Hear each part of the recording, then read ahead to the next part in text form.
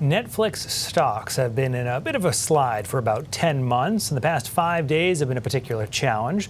That cliff you're looking at right now happened last week when the company announced a mixed earnings report. On the same day, co-founder and board chair Reed Hastings announced he would be stepping down this summer. Despite the slide in value, many longtime investors say Netflix stock is worth hanging onto or even buying while that price is down. Now, Hastings stepping back as CEO a number of years ago, but remained involved in guiding the company. His resignation letter indicates he plans to focus on philanthropy. Reed Hastings graduated from Bowdoin College in 2006 when stocks in Netflix cost just 30 cents.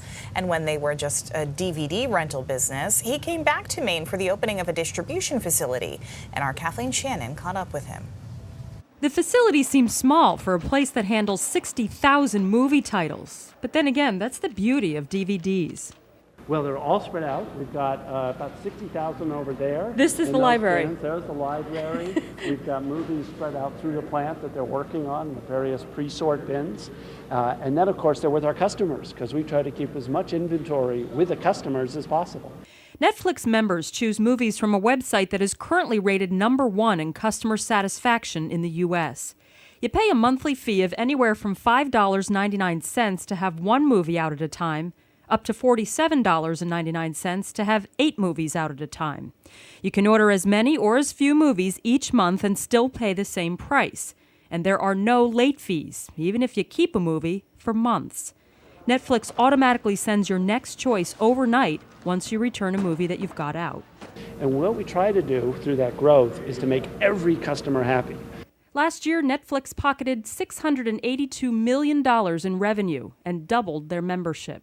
You know, we've continued to grow very rapidly, and in the last 18 months, we've doubled from 2.6 to 5.2 million. For an upstart company that's put major chains like Blockbuster on competitive alert, the birth of Netflix back in 1997 is startlingly simple.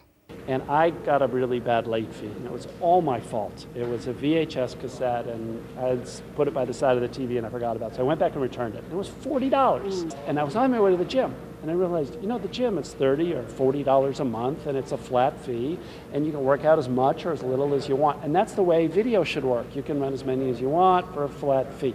A Bowdoin graduate with a math degree and a master's in computer science, Hastings had the tech knowledge for a web-based business.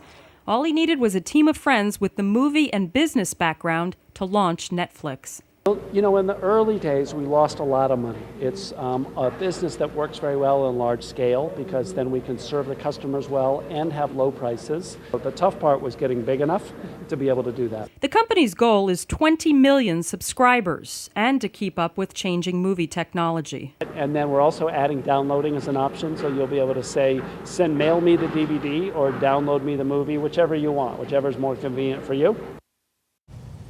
That was Kathleen Shannon reporting in 2006. Funny to see the website. Right, and that's how we did it then. You heard Reed say they had about 5.2 million subscribers then. Today, it's about 60 times that, with more than 300 million subscribers. Just incredible. Now, Hastings hasn't forgotten his alma mater either. Just last year, he donated $50 million to the school for the school to study AI. It is the largest donation the school has ever received.